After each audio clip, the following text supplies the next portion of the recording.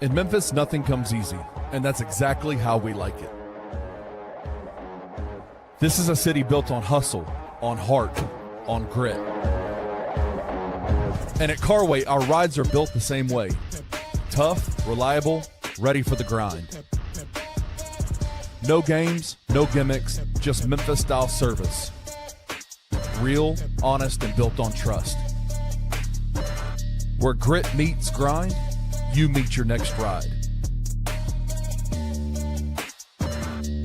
Carway, grit, grind, and Pink Beetles.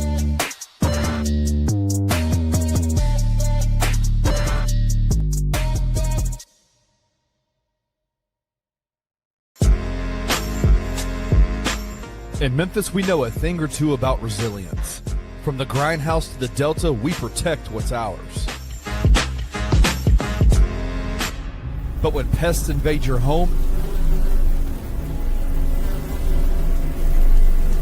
it's time to fight back.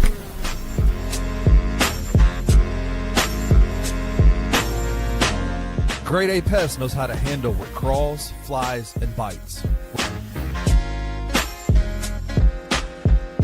With local experience and guaranteed results. I'm Reggie with Grade A Pest Control. We service the Memphis metro area. That also includes DeSoto and Fayette County as well. Grade A Pest has the entire Mid-South covered. So if bugs and pests put you to the test, let Grade A solve your problem.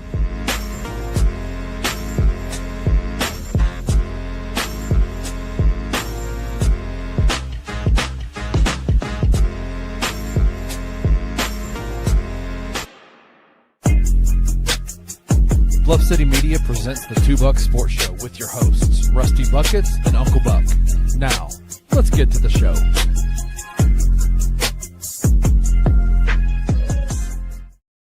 What's up? Welcome to the Two Buck Sports Show. I am your co-host, Rusty Buckets. Got my guy, Kenny Stubblefield, here today. We are proudly presented by FanDuel and those wonderful sponsors you saw on the beginning of the show. I sent a picture in the group chat today. I was driving down Goodman Road in South Haven, and what do I see? But a pink Beetle sitting at the red light. Kenny, you think that was from Carway? 100%. They're the only car lot that sells pink Beetles in the city. I'm telling you, it is the pink Beetles is something, and I think you know this story. You're intimately involved in the whole situation. The entire time that we've been talking to Carway, they've been talking about pink Beetles, and we're like, stop joking around. Like, what are y'all talking about? Yeah. Working on a commercial for them, and they mentioned something about pink Beetles, and we were like, hey, guys, this is a serious organization here, right? Like, we're trying to be serious, and you guys keep talking about these damn pink Beetles. Like, stop it. And the guy was like, I'm not joking. Like, we sell more pink Beetles than any car on our lot. And I've seen multiples of them since, and you sent that picture today, and it's hilarious, right? It doesn't look half bad, does it? No, it doesn't. My dad used to always joke growing up that I was going to get a Beetle for my first car, and he was going to give me airplane goggles because I was so tall I'd have to look over the windshield. Thankfully, I never got one. Right. But I am a fan of pink. I've got pink shoes and shirts. Maggie got me a pink barbell for Christmas. I'm half tempted to just price it out and see what I could get for my truck and get I'm not going to get a pink Beetle. Why don't you get them to paint your truck pink? I don't know if I'm that committed to the bit. You're committed. Be committed. Go all in, bro. Go all in.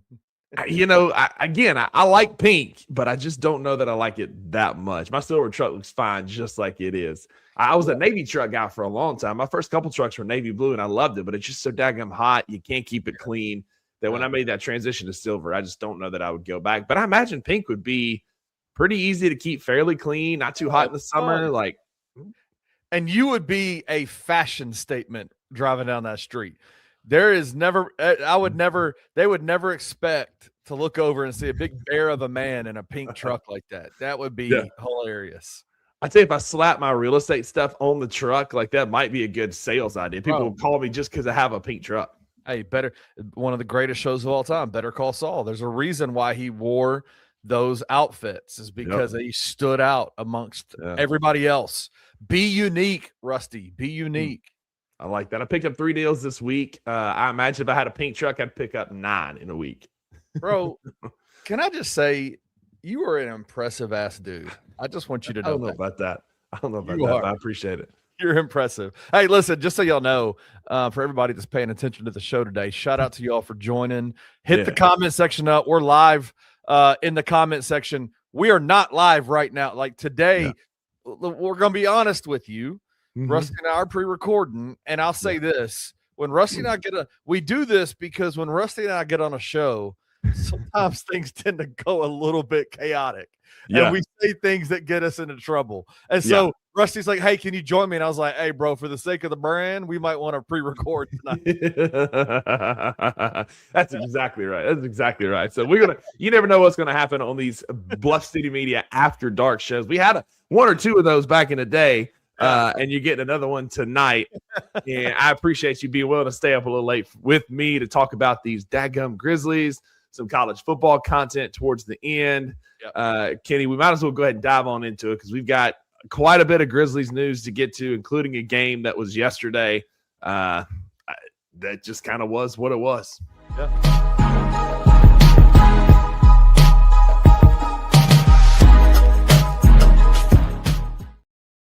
And of course, I'm talking about the Memphis Grizzlies' first international game across the pond in Berlin, Germany. That felt like an Orlando Magic home game with the Wagner brothers. Freaking annoying, bro. Yeah, they were. I was like, obviously. When did everybody start sucking Orlando Magic's nuts? Like, what is going on here, bro? Like, it was crazy. It was crazy. Including the halftime show when Jaren had 23 at the break and was dominating the first half. All they talked about, they bashed on Jaren for not doing that more often and hyped up Orlando, who was on the way to a comeback. Good for them. They closed the game on a 56-32 run to win the game. Good for them.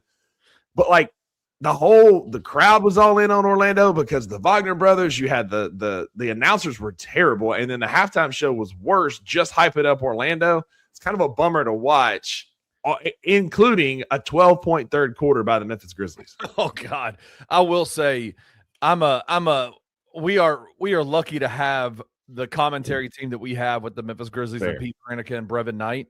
Having to listen to some of these national broadcast guys is unreal. Candace Parker sucks, bro. She is terrible. She's wholly unlikable just as an announcer. Like, there's nothing against her as a person, but as an announcer, she's just unlikable. It's choppy. It's not delivered well. And I know I'm one to talk, but it's just not good content and it's not good flow when she's on the mic. It's like she's trying to be like Charles Barkley mixed with Shaquille O'Neal mixed with Reggie Miller. And I'm like, hey, just be yourself, man. You are one of the best female basketball players, one of the best basketball players to ever play the game. Like, just be you and have a good time out there. Like it is wild, like listening to her. Anyway, all that to say, I'm kind of trying to take away from the fact that the Grizzlies scored 12 points in the third quarter and scored 32 points in the second half and just absolutely shit the bed and blew that game. Yeah, I mean, you're up 20 with 8 minutes to go in the second quarter. Every shot is falling. You know there's going to be some regression to the mean, but instead of regressing to the mean, we regress way on down here to where we had nothing going for us. Orlando started the third quarter on a 20-6 run in the first 7 minutes of that third quarter. It was just brutal basketball in the third. Part of it was on the players. Like, we only put up like 6 or 8 shots in that whole third quarter. Jaren kind of went non-existent, partly on him, partly on going away from him. But when you have 23 points at halftime, Kenny, I would be thinking I'm getting at least 23 in the second half because these bums ain't got nothing for me. But instead, we had Jaren being passive, not beating the basketball. And it just ended up being an ugly game for 8. And I'm not pinning all the blame on him. Cam Spencer wasn't shooting the ball real well, though he did finish with 11 assists. Jalen Wells was flat awful. He's been awful for a while, honestly. Awful for a while. I want to bring back – I was big on starting Gigi at the 3 last year. Shout out Chris Ingram from the No Bluffing podcast. # start Gigi at the 3 because Gigi was good in his 22 minutes, plus 22 points in 22 minutes with 15 points on the night if you were in Berlin. Shout out to Gigi for finding a way to earn some minutes after what's been a rocky year and a half for the young kid. Gigi is very likable. when you hear him in front of a microphone, I saw a Mhm. video where they posted a video about a German reporter was trying to teach him German words, and one of the ones that they taught him was bench, and he had to say the in German had to say the word bench, and he started off, I hate the whatever the word is in German for bench. He's just funny, man. Like he's a funny dude, and again, there is like I'm just really, really excited for him to see like the stuff that he's doing out there, Rusty, is not like absurd and like, oh my gosh, this is highlight reel type of stuff. That's not what we need. Every single game, he's doing something and adding something to his game that's wholly reproducible every single time. And adding more and more things to his game, playing the game of basketball in an ethical way. And he just is he's becoming a big part of what of the success for the Grizzlies when they do have it on the court. Jalen has just been flat foot terrible. This year. I mean, just terrible. Unathletic, chased down blocked by Desmond Bain, who has T-Rex arms that just kind of hang off of his chest. Like my guy can't reach the second shelf, much less the top shelf. And he chased down Jalen and blocked his shot. I've loved what I've seen from Gigi, and I would like to see those roles reversed. Maybe Gigi getting the start over Jalen moving to the bench, where ultimately he's going to end up. He's going to be a bench player for this team, and I think that's where he is, or where he should be, where he's heading. But the problem is we just continue to ask him and Jock Landale and these guys to do more than they're supposed to be doing, and that's no shade at them, but their roles are bench players, and we're having to play bench players like starters because we can't get freaking healthy, and we have a prima donna point guard who just doesn't want to play. But backing on Gigi, shout out to Gigi for the third time this month, second time in the last week. He has also put a crooked number in the assist column. That's been my big beef with Gigi outside of the defense, which has not been great. It was better on yesterday against the Magic, but he just gets the ball and he looks at the floor and dribbles a hole in the floor, and he just does not see the floor very well. 2 assists doesn't sound like much, but that's 2 more than he normally has. So 2 assists, 0 turnovers. Shout out to Gigi for continuing to develop a game. Yeah. I saw some people that were kind of questioning Tomas Cicalo's rotations late in the game. We both saw, like, Cedric didn't play for a large stretch in the fourth quarter, came back in with 2 minutes to go in the fourth. You think that had something to do with us losing this game, or is T.I. kind of absconded because of how bad we shot in the second half? No, I mean, Cedric is you're grooming him to be the guy. So put him in the moments where he can be the guy. There are like individual rotations that are extremely confusing. That is not his normal rotation. So I don't know why he was out until 2 minutes left in the game. John Conchar out there airballing threes. Yeah, like that especially when it has been very clear in the previous couple of games when you've had crunch time moments. Yeah, clutch minutes. And Cedric Coward was the guy that they targeted to get the ball during those clutch time moments. He wasn't out there in clutch time moments. Clutch time minutes are 5 minutes left in the game with at least a 5 minute or a 5 point differential in the score. That is how they determine clutch player of the year. It's how they determine a lot of different things. Honestly, it's how guys get paid. Being clutch in those minutes. And so to sit him for 3 of those game minutes, those clutch time game minutes, and bring him back when 2 minutes is like 4 possessions in the NBA. You know what I'm saying? Like, it's just not a whole lot. Like, there's not a lot left to do with 2 minutes left in the game, unless it's super close and you're fouling and you're getting back and forth. Like, there's just not a lot you can do in 2 minutes to get the game back. So yeah, like I do think that plays a role in it. It's confusing. I don't understand why he did it, because if he I don't get bent out of shape when it's the same thing every single time, and there's slight deviations with guys that are clearly having good nights against guys that are normally in those spots that are having off nights. Cedric was playing well, was extremely aggressive. John Conchar is second game back from a thumb injury, a thumb surgery, recovery from a thumb surgery. Yep. And he's out there from 5 minutes left in the fourth to 2 minutes left in the fourth, and Cedric is sitting on the bench. That part I don't get.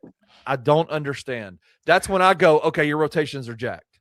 And that's when Orlando stretched the lead out to make it insurmountable. Because by the time Ced came back in with 2 minutes, we were down like 7. And at that point, 7 points with 2 minutes to go in the NBA is tough. Usually gonna trigger a hammer nail coffin if we're in favor of the good guys from our own Pete Pranica. And unfortunately, it did for Orlando, who won the game by 7. Desmond Bane in his revenge game had 13 points, 5 assists, 4 boards. Not a great night for Des, but Orlando got the win. And that's about all I want to say about that game because it was just kind of gross. Real quick, FanDuel numbers for you. Early lines for Sunday's game across the pond. This time in London. Over on FanDuel, the Memphis Grizzlies are a 5.5-point underdog against the Magic on Sunday, which makes sense. That line grew to 5.5 for Thursday's game. It was on Sunday 4.5 yesterday. Yep. So Yep. As of this recording, it is 5.5. The Grizzlies are plus 172 on the money line. But if you're feeling cocky about the Grizzlies, who did win the first quarter on Thursday, 39-23, you can get the Grizzlies to win the first quarter and the game at plus 320. Throw a few doll hairs on there if you think that the Grizzlies can win both the first quarter and the game on Sunday. Kenny, what do you need to see from the Grizzlies on Sunday to win this game? I mean, is it better rotations? Is it more assertive Jaren in the second half? Is it Cedric Howard? Cam Spencer's kind of return to the baseline? Like, what do you need to see from the Grizzlies on Sunday? I guess the real question is Ja playing or not, right? Like we're gonna get to Ja here in just a minute. Yeah, we'll talk about Ja in a second, but is Ja gonna play? Like, and I can guarantee you the narratives that are gonna come out if he does play in London is that the Grizzlies and Ja are trying to make it work. And listen, neither one of us have inside sources. It's not like we're sitting here talking to anybody within the organization and they're telling us, no, it's done deal. It's over. My sneaky suspicion is that it's over, that they're moving Ja as soon as possible. The only reason I would say that he could potentially play this game is because it is a widely kept secret that Nike is there in London, and they are absolutely putting a lot of emphasis. And Ja Morant is a Nike athlete, has a signature shoe, the number 1 shoe in the country or in the world.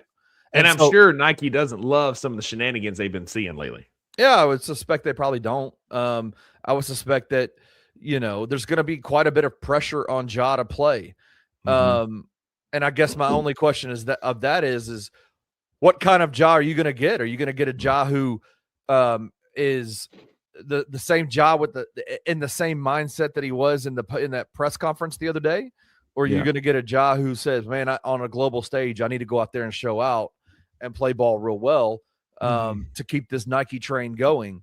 So if Ja plays, I think that changes the game for the Grizzlies. If Ja doesn't, then I think you're probably going to see a lot of the same that you saw. This team is just not good enough to sustain a quality 48 minutes. They're just not. No, they're not. They're not. And we got unintentionally younger last year. We didn't do a whole lot better heading into this year. We don't have championship pieces. So, we're a play-in team at best. Again, bouncing the first round play-in for the third straight playoffs. Like that's our ceiling. It's just, what are we going to do to kind of ride to get there? If Ja plays, I think we can hit that ceiling. We got a chance. You get in the playoffs. You never know. I want to be consistent because I said last year, don't tank and miss the playoffs just because you're going to get bounced by Oklahoma City. Go make the playoffs if you can, because high leverage situations for guys like Cedric Howard and Zach Edey, should he play again this year, are going to be good minutes for those guys to learn. And so we're going to need Ja to get there as constructed. But Ja Morant has to be willing to be a part of this team, Kenny. And if you believe some of the reports that are coming out, we both saw the report by our guy Scoop B, who has been on the Anthony Sainz show. Scoop's a good dude, man. I like Scoop. He's a good dude. But I'm afraid Ja's team is kind of using him as a prop piece a little bit. Yeah, and they did that a few weeks ago, the last time Scoop was on Anthony's show, where he said, I think the quote was, and I know this is a PG show. Sorry, Drew. Don't let Josie listen. Hold her ears. Yeah. He said that motherfucker loves Memphis, man. And that's clearly coming from Ja's camp. And And these quotes are clearly coming from Ja's camp. And listen, it would make a lot of sense. Do you know why Ja wants to stay in Memphis? It's because he's going to get paid a shit ton of money to stay in Memphis if he plays in Memphis, right? Sure. And it looks like, and you're going to have to go and prove yourself somewhere else to get that same level of an extension. All you have to do is look at the names that are surrounding Ja in terms of his trade value, and realize, man, my value is not what I think what I suspected it was. I got rid of my legitimate representation because I'm a shoe-in for a max extension. Well, no, you're not. Not when you play 77 games in 3 seasons. When Anthony Davis has doubled up the amount of games you've played, you're not a shoe-in. That's we've done Anthony's show now on this network for 2 seasons, maybe something like that. That was the wildest moment. I was kind of floored when that quote, because Anthony Davis and Zion Williamson are the 2 main guys that I look at as these guys are just like automatic injuries waiting to happen. To find out, to see the stats and know that they've played double the games in the last 3 seasons that Ja Morant has was stunning to me. Of course, Ja wants to stay in Memphis. Of course he does. I would say that desire to stay in Memphis and your interactions with the program, with the organization, and then your statements that you make in a press conference that goes global about Memphis fans, everything that you're doing outside of the words you're speaking to Scoop B tell the opposite story. That's it. That press conference didn't tell me I wanted to stay in Memphis. That press conference didn't tell me I'm all in on my teammates. That press conference didn't tell me that I'm just arguing with my teammate over a dinner spot. Like, nothing about Ja Morant's actions, body language. I mean, he was engaged on the bench, but like, that doesn't tell me a whole lot. He's just hyping up with his guys while they're out there hooping. You can see all these faceless bots and these faceless accounts on X, like hyping him up as a great leader in that situation, a great leader when he was talking with Vince. I've seen nothing from Ja Morant that tells me he's ever going to develop into any kind of a leader. And it's just frustrating that we continue to blow smoke and hype up this guy who clearly says one thing but does another, Kenny. Yeah. I saw Memphis people that I know pretty well highlight Ja Morant in that, can I be frank with you, amazing jacket that he was wearing on the bench today. Fair. I could never pull that off. No, I couldn't either. But I'd look like the abominable snowman. Yeah, it looked awesome on him. It looked awesome on him, number one. But number two, that's the problem. It's not leadership to cheer from the sideline. It's not leadership to cheer from the bench.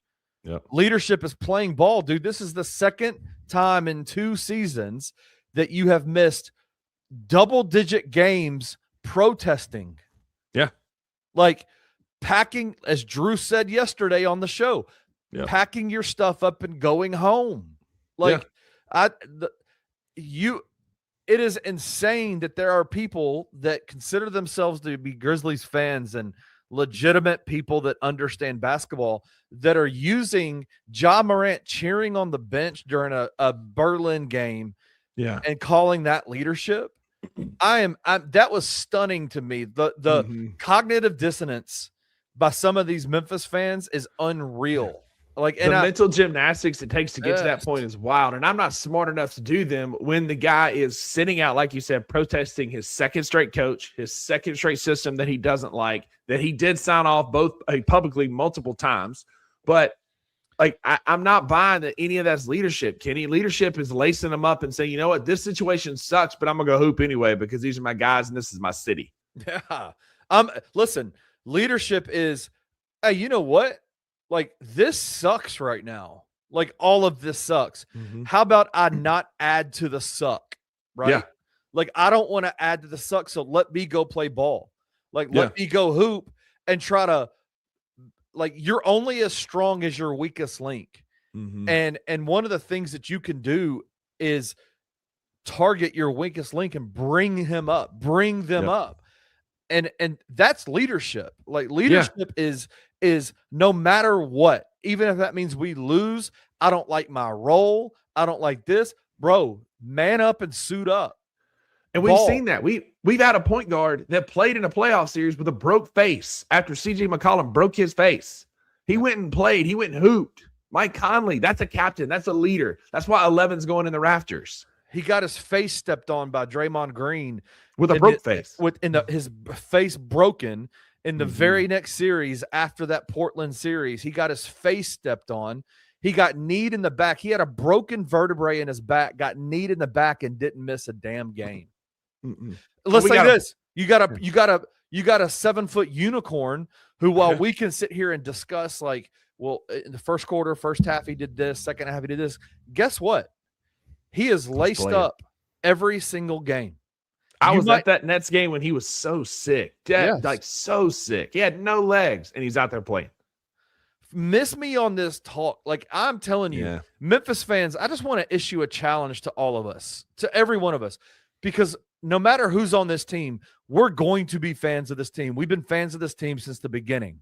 I remember sitting outside my best friend's house the night that it was announced that the Vancouver Grizzlies were coming to Memphis.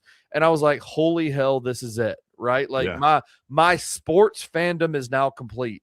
I have an NBA franchise in my city. Yeah. I remember that night like it was yesterday. So we're going to be fans of this team no matter who's on it. But my hope for you Memphis fans, because I am one of them, is that you would get away from this, like, this being tickled by fancy words, but being tickled by, I want to be here. Gaslighting. He's gaslighting you. I want to be here. I got it tattooed on my back. Bro, your back is covered by a chinchilli jacket while you're sitting on the bench, bro. Hoop. Play. Hoop. That's all I'm asking. That's it, man. And like Ja has nobody to blame but himself for not getting that max contract. Kenny, I have zero doubt in my mind that if Ja was the one that was a fringe all NBA player last year and out there hooping and playing, he would have been the one extended and not Jaren. But there is nothing that Ja Morant has done over the course of the last 3 seasons that he's now eligible for an extension that is extendable. Like, if you want to truly go stick it to the man and get paid, go hoop, go be Ja. Let yourself be Ja. Ain't nobody not letting you be Ja anymore but Ja. And you got to look at the man in the mirror and decide, am I going to be grown folks and I'm going to go out here and I'm going to play and I'm going to earn this contract, or am I going to pout my way into Sacramento or Brooklyn where careers absolutely going to be revitalized, right? Sacramento and Brooklyn? No. Yeah, you may go get there. You go there and you get paid or whatever, but you're never going to win anything. And you're never going to be a winner because that is a loser mentality. It is loser effort. And it has been, I'm just out on it. I'm out on having to watching people, and it ain't me, it ain't us, but watching people rationalize emotions on the bench as a way to prove he's a leader. Like, he's a loser in my mind if that's the best he can do. I saw somebody say if 12 had been out there, this game would have been different. Yeah, exactly. Yeah, that's the thing. It could, and also be careful what you wish for there, because it could have been worse if he was pouting in the corner because he doesn't like the system. That's all we've been saying this entire time. Like, nobody's holding him back from playing other than himself.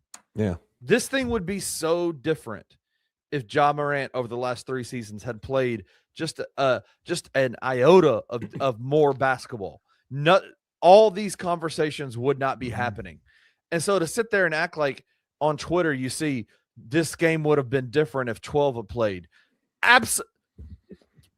No shit. Yeah. We've been saying this for 3 seasons. I mean, there's a world where Ja is all NBA on a supermax deal. We have found the solution to our wing issue, Kenny, because somebody wants to come play with Ja and play with Jaren and be a part of a championship team, because Ja is out there hooping and being the point guard we saw in 2021 and 2022. We're having to go to highlights from 4 years ago to justify this dude as being like the guy. Like, yeah, he had a 40 burger and a loss the other night, but we have to go back 4 years ago to find consistent highlights. He's yet to play. He's now played 7 consecutive games in like 3 years. And yes, it's different when Ja's on the floor, but Ja don't want to be on the floor. Ja wants to pout and make a statement and be a prima donna and be bigger than the team. And nobody is bigger than that Memphis on his chest. Nobody. Yeah, I agree. I mean, listen, I hope he does play. I hope he plays on Sunday and his trade value goes through the roof and the Grizzlies are able to get something, crazy for him. I hope that's the case. I truly had hope going over to Berlin, him being on that trip, that there would be some kind of cooler heads reconciliation type of situation. But when you go on the global level and the global stage and you absolutely crap the bed the way that he did publicly, not like, once again, did the most egregious thing in sports that you can do. He took what's supposed to be a locker room issue and brought it forefront to where everybody could get video of it. Everybody could see it. He did it on October 31st, and he did it on the practice court with Vince Williams. Yep. And Vince was trying to be cooler heads and be a leader. You were talking about a leader. Vince was trying to be a leader and take it out of the view of the cameras. John knew what he was doing, saying, I'm right here, so the cameras can see him pout and be a malcontent once again. It just makes, it makes no sense to me. But I hope he plays. I would love to see him play again. Same. I have doubts. He'll ever play for a Grizzlies team again. Lots of doubts, and we have no one to blame but Ja. And that's the thing. People talking about, like, it's going to be so sad when Ja's gone. I'm going to be so sad. Honestly, I've kind of mourned it. I'm kind of over it. I'm over talking about him. I'm kind of ready to shit or get off the pot when it comes to Ja Morant. And it's time for him to be a king. Go to Sacramento or wherever you can get the best deal from. Yeah. What do you make? Do you make anything out of the Desmond Bain comments around Taylor Jenkins? I got to get a kick out of that. Remind me exactly what he said. He said, I miss Taylor Jenkins, and I know folks in Memphis miss Taylor. Man, I love former players that like to stir the pot. That's all Dylan Brooks is doing. I don't care what anybody says. Dylan Brooks stirring the pot. Des stirring the pot. That's all that is. Listen, man, talk your stuff, man. I enjoy it. It's fun. I do think that there's probably a large portion of the fan base that's looking at this and being like, so we fired Taylor Jenkins for this, right? Like, and I don't think that's an unfair statement. I'm down that road. I thought it was two things can be true. It was time to fire Taylor Jenkins, and we fired Taylor Jenkins for this because it felt like we've now got Timu Taylor Jenkins. We had Taylor Jenkins, and we knocked about 75 pounds off of him, and we still have Taylor Jenkins. Gave him better hair, I guess. I don't know, that shaved head with the big beard. I'm a fan of it. I get it. I ain't gonna lie. I get it. But I'm saying we have Taylor Jenkins with Luke Hatmaker hair, 75 pounds lighter, and running this team to the ground once again because Wayno, and I'm sure you're in the comments, buddy. We appreciate you being here at the wee hours of the morning in Sydney. But the optimism around Tomas Isolo is kind of flickering out, in my opinion. I do think that if Tomas had all of his guys, we'd probably be talking differently about it. That's fair. That's a fair criticism, but like you still can't justify playing John Conchar for 5 minutes down the stretch in the game when you got a Cedric freaking Coward on the bench. No, that's silly. I don't know, man. I'm kind of in agreement with Anthony when he talks about, like, I'm just not going to put much stock in what the coach does because I just don't think necessarily the NBA coach matters that much. I mean, if he's gone, he's gone. If he stays, he stays. Like, to me, it's like no big, like, whatever. I just want to see this team constructed with a bunch of dudes who know how to hoop and who can play. Right. Like, I'm going to stay consistent with what I said last year. Like, Taylor Jenkins, we lost games because of Taylor Jenkins. We didn't win any games because of Taylor Jenkins. And I said this last year, like, to a degree, that's kind of true. But until you have a bad NBA coach who doesn't understand flow, who doesn't understand rotations, who doesn't understand in-game adjustments, and we've now had two that don't understand that. T.I. has shown some flares, right? Like, he didn't play Jalen. He's shown flashes of doing well. He didn't play Jalen a lot on Thursday because he was bad against Orlando. He has put Jaren and Ced back in the game pretty quickly when he pulled them and other teams have gone on a run. But he still just lacks feel, and he's just being stubborn with his minutes and his numbers and his math and his rotations. Death, taxes, and Jaron and said coming out at the 8-minute mark of the first quarter. Heaters be damned, as we saw in that Nets game. NBA coaches don't matter until they do, and we've had two back-to-back who do matter. Yeah, that's a great point. I think once we get past this whole Ja conversation and that goes away, I think it's time. We're very close to needing to have a pretty hard conversation about Jalen Wells. He had 18 minutes tonight. John Conchar played 18 minutes tonight. He had 2 points. He was 1 for 7 from the field. He had 2 rebounds and 1 turnover, 0 assists. Like, what is he doing out there? Well, and this has been consistent. Like, this has been going on for a minute now. He at least had a few games where he was good with the big hair. Remember, he started the season with the braids and he was bad. He went back to the big hair and he played better for a little while. He's back to the braids or whatever you want to call them, and it's not going well. And so this is a joke. This is satire. Don't come at me in the comments. This is just like my Jaren Jackson Sr. joke. Like, it's a joke. If you can't pick that up, it's a joke. But something's going on with Jalen. He is just not – his shot's not falling. He's not defending at the same level he did last year. He looks very unathletic. He's 6'7" and can't dunk. And, again, you let Desmond Bane do a chase-down block with him T-Rex arms. I am ready to have that conversation about starting Gigi at the 3 and moving Jalen to the bench coming off with KCP because it's just not good basketball. It's not good basketball right now. And it's a literal 5-on-4 when Jalen is out there right now. He's not making shots. Even when he's off ball and catching in the corner and shooting threes, he's not getting close. Like, there are just, it's bad misses. It's like way off to the right, way off to the left. It's not even short, close. It's just it's and just they don't look good out of his hand. Like last year, the shot looked smooth and it looked good, and you knew it was going to start falling, and it did. But this year, man, just something. I don't know if he's got the yips, if he's changed something in his mechanics, if the wrist is still a thing. Like, I don't know, but it's just.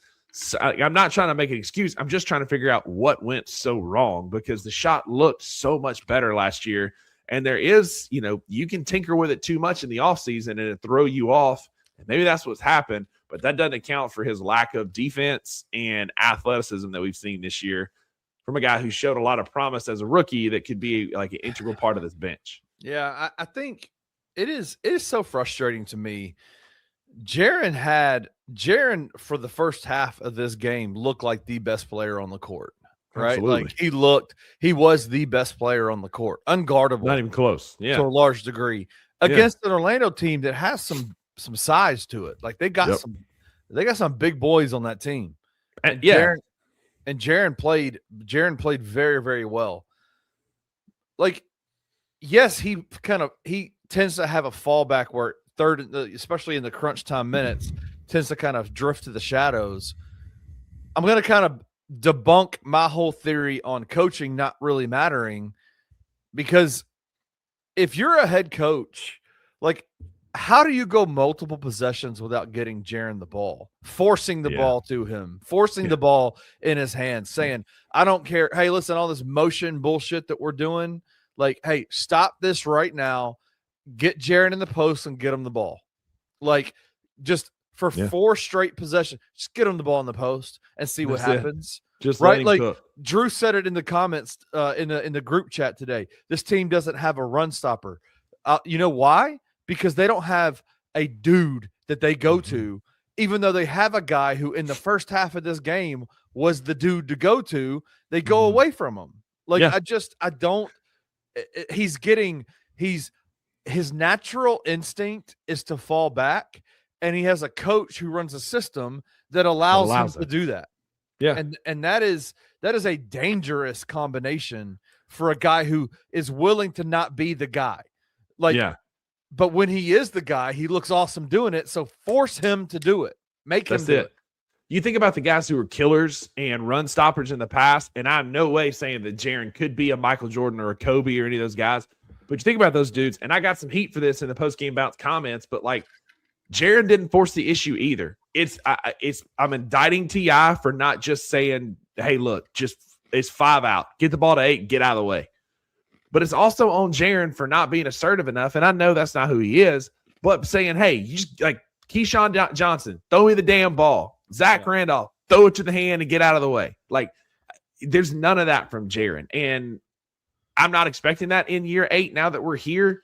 But somebody needs to be man enough to say, throw the ball to Jaren and get out of the way. Whether that's T.I., Vince, Ja Cam, somebody needs to look at this and go, all right, 8 is cooking these fools in the post where he's one of the best isolation players in the NBA.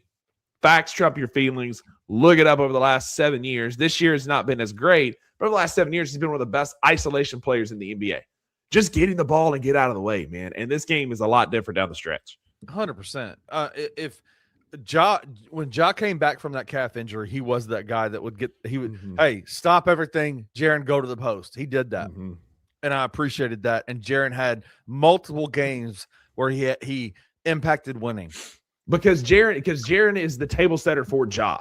Ja knows what happens. In the third and early fourth, he feeds the ball to Jaren and gets us either back in the game if we're down or builds us enough of the lead that within the final 6 minutes of the game, that's when you call 12 and 12 calls game. But Jaren has always been that table setter for Ja, and we're not doing that. He needs to be a table setter for Seth or be the table setter and a damn closer. I don't care. You need to get the ball to 8 as long as Ja is not playing, as long as Edey's not playing. Get the ball to Jaren in crunch time and let him figure it out. Let him play. And I would rather lose by Jaren than John Conchar. That's for sure. I would rather lose by Jaren than Vince Williams. 100%. Right? Although Vince was hooping a little bit his defense. I agree with you, but here's the problem. There was a moment in that game where I think he hit a 3, a jumper, and then came down the court, and I knew the way this offense is running, I knew Vince was going to take that shot again, another shot. And I'm just going to be honest with you, as good as he played in that early part of the fourth quarter, I don't trust Vince like that. No. Right. No. And so, yeah, like there has to be a level of intentionality in those final 6 minutes of a fourth quarter to make sure your guys, the guys you want to get shots, are getting shots. And that is my biggest indictment of T.I. is that it doesn't feel like there is any level of intentionality. And he even said it a few days ago. This quote went largely untalked about because of the Ja stuff. But I saw a quote by him in a post game where he talked about, listen, I'm a believer that the last 6 minutes of the game are important, but are they more important than the first 3 quarters of the game? And he's like, so we don't do anything differently. And I'm like, dude, that's a problem. Like, that's a problem. It's a major problem. That's a big problem. Games that's are why won you and that's lost. why you have two wins against teams above 500. Exactly. And that is the equivalent. That's the equivalent for college football fans of 2012.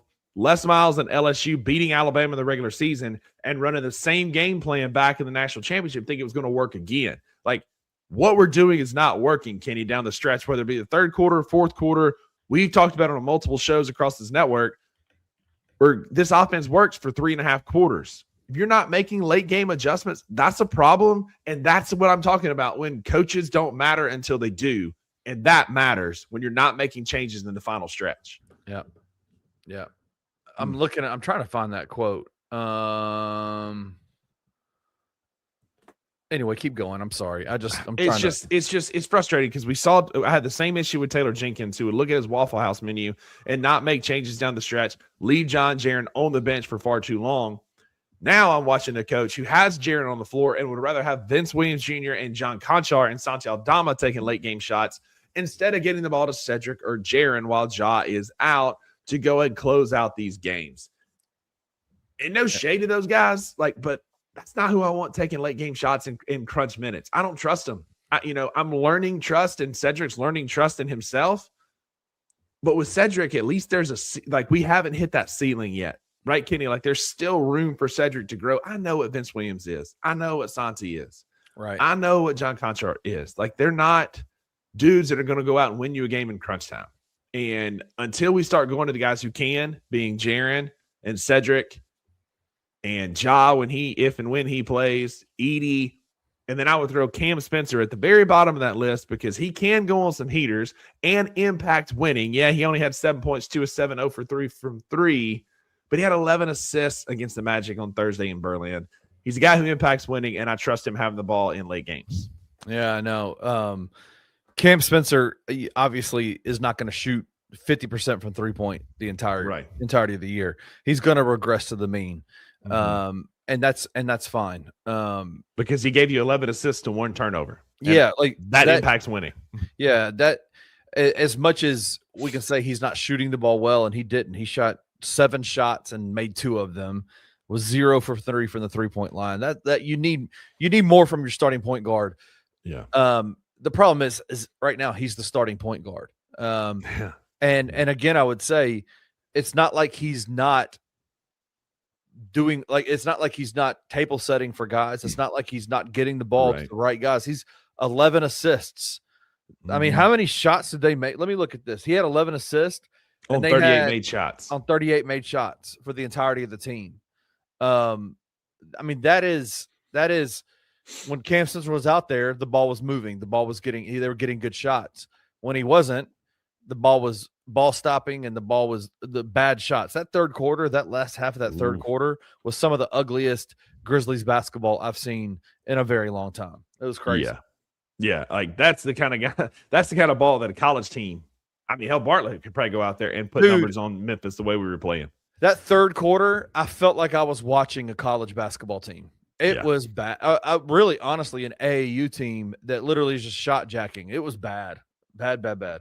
I mean, you start the game on a 28-7 run, and then to finish the game, it was a 32-9 run from the Magic from 31 seconds to go in the second quarter until 3 minutes to go in the third, and that's what swings the game. Like you can't recover from that. But hopefully we'll get it back on Sunday. Kenny, we play in London against this same Magic team. Hopefully we can get off the snide, start our next 10 game as we're 3-7 in this 10-game stretch, in our 4th 10-game stretch. As we're starting our 5th, maybe we can start it off with a win. We're going to take a quick commercial break. Got a brief college football segment for y'all after this commercial break as we start to wrap this thing up.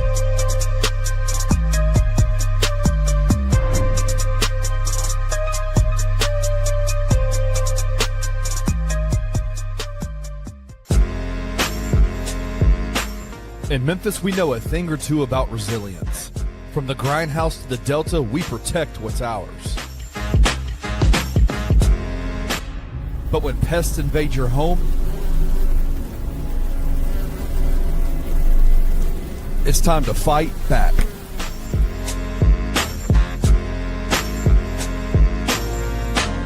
Grade A Pest knows how to handle what crawls, flies, and bites.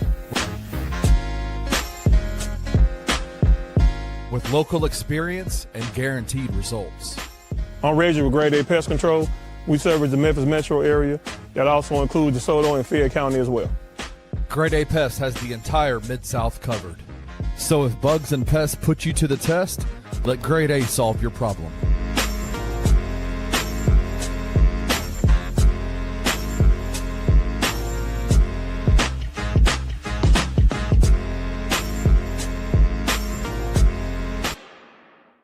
Abusive relationship.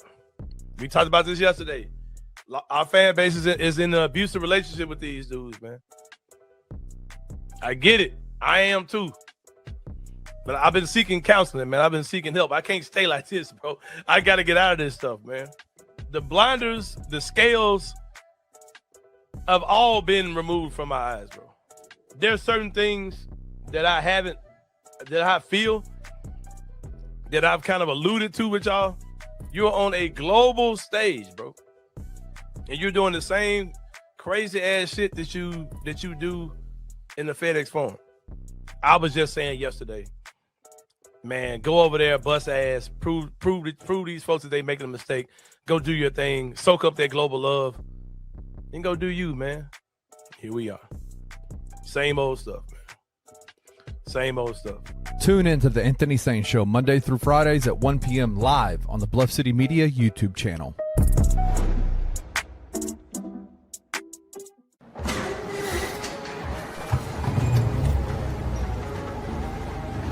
In Memphis, nothing comes easy, and that's exactly how we like it. This is a city built on hustle, on heart, on grit. And at Carway, our rides are built the same way. Tough, reliable, ready for the grind.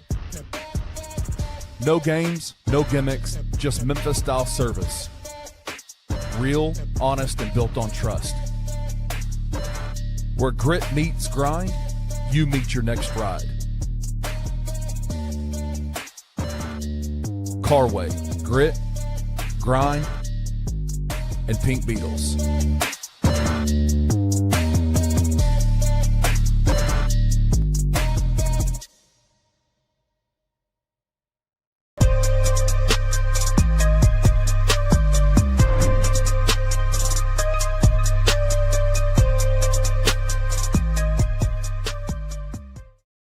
Welcome back to the $2 Sports Show, brought to you by FanDuel. I'm your co-host, Rusty Buckets. Drew Gann is out doing baby things today with his new fresh baby, Josie. And I got Kenny here with me today. We just wrapped up our Memphis Grizzlies segment. And Kenny, we spent way too much time talking about a Magic game that was a bummer, talking about our dramatic point guard.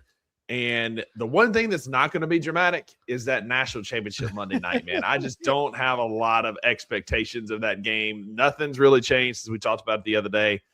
I just think that Indiana is going to impose their will, like we'd hoped the Memphis Grizzlies would have done, over Miami on Monday night. Have you seen anything that's going to change your mind on that? No, and what confirmed it to me is I have a 13-year-old daughter who is just now getting into sports. She's been a volleyball player for the last 2 years, loves it, fell in love with Texas volleyball, which in turn made her fall in love with Texas football. So she's been watching a lot of Texas, a lot of SEC, a lot of football. And she came to me the other day and she said, the entire school at West Collierville Middle School thinks Indiana is going to absolutely dominate Miami in the national championship game. So I'm putting it stamped. I'm putting all of our life savings, retirement funds, everything on Indiana beating Miami in the national championship game because West Collierville Middle said so. As you probably should. For your Bucks best bet of the day over on FanDuel, the college football playoff finals being Monday night. We'll talk a little bit more about it on Monday with Uncle Buck, but you can go get this same game parlay where currently Indiana started as a 7.5-point favorite. It is now an 8.5-point favorite. I'm taking Indiana on an alternate spread at 9.5. I think they're going to win by at least 10 points. I'm taking the under on 47.5 because I just think they're going to suffocate Miami for 4 quarters. And Miami's defense is good enough to slow down the Indiana offense to hit the under. But I do think Indiana goes over on their yardage and Miami goes under. You can get that for plus 680 on a same game parlay. And if you play your cards right, oftentimes on game day, FanDuel hits you with that 30% profit boost. So you can get even more money, Kenny, on Monday on your Bucks best bet. What do you think? You think I'm going to hit? Yeah, I mean, it seems to be kind of a surefire lock on all these, right? Like it's going to be. I don't see it being a shootout because I think Indiana is going to dominate both lines of scrimmage. I think they are. Even though Miami's defensive line is phenomenal, they've got a couple. They are really, really tough. Got NFL dudes on that line for sure. But I just think they are so systematic and so machine-like, and so they just eat the clock up with a run game that is just they've got Derrick Henry light in their backfield. I mean, they're just too good, man. I just think they're too good. They're too good. And Miami has NFL dudes, but Indiana's got dudes with a 401k on that offensive line. They got that older offensive line with that experience. They've been around college ball for a while. I just don't know that Hemby's going to be able to get anything going for Indiana. That Mark Fletcher Jr. is going to be able to get anything going for Miami. I don't know that they're going to find the same running room that they found against Ole Miss because Fletcher was just a battering ram against Ole Miss. And I just don't know that they're going to have that same success against Indiana's front seven. I thought Texas Tech had the best front seven in college football until I watched Indiana a bit closer, and I'm done betting against Indiana. Kenny, I think the Indiana walks away with it, and I just don't know that this game is close. over on FanDuel, if you're looking to get some early college football bets in for next year, they've also dropped some lines for you on the Heisman and some win totals, Kenny. Hold on, let me guess. Yeah. I would suspect Arch Manning is up there, top of the list for the Heisman. How about that? Kenny Stubblefield wins the prize for the second straight year heading into the offseason. Arch Manning is near the top, but the line changed. When I looked at this yesterday, Arch was the odds-on favorite. The money has now moved C.J. Carr from Notre Dame as the odds-on favorite, plus 800. Arch is right behind him, plus 850, followed by Jeremiah Smith, plus 1,100, as well as Julian Sayin, both from Ohio State, at plus 1,100. You can get 2026 futures already on both LSU and Virginia Tech with their new high-dollar head coaches who they think is going to turn it around. They've set over on FanDuel the win total for LSU at 9.5 for next year. If you think they'll go over, it's plus 104. If you think they'll be under, it's minus 138 right now. And then Virginia Tech with James Franklin now at the helm, got a ton of Penn State transfers in, got a ton of dudes. They had a great portal class in Virginia Tech coming to Blacksburg. Over under win total set 7.5 as James Franklin begins his tenure. I would smash the over on James Franklin. And I would hit the under on Lane. I would hit the under on Lane. I would hit the under on Lane Kiffin and LSU, 100%. Yeah. Mississippi State's got a big day today. This is Thursday. This is recording. We're hosting the number 4 player in the transfer portal. A big tackle from Colorado is in Starkville right now. I've heard some rumblings that we're not going to let him get out without signing the dotted line, and I hear we've got a really good chance. We're throwing some big money at him because our O-line was terrible this year. Picked up a couple big ones from LSU, Oklahoma, and North Carolina. This one would seal the deal as he's the number 4 offensive tackle, or number 4 player overall, number 1 offensive tackle in the portal is in Starkville right now as we speak. And we've been catching flack for not being able to work the portal and sign these dudes and pay these dudes. This would be a good way to stick it to the man and to get a big signee in the transfer portal right now. I love it. My team has been killing it in the transfer portal as well. Absolutely. They have 2 top 10 out of their recruiting class, 2 4-star top 10 quarterbacks coming that is going to be in their room. Aaron Nolan and Marcus Stokes will be the quarterback competition.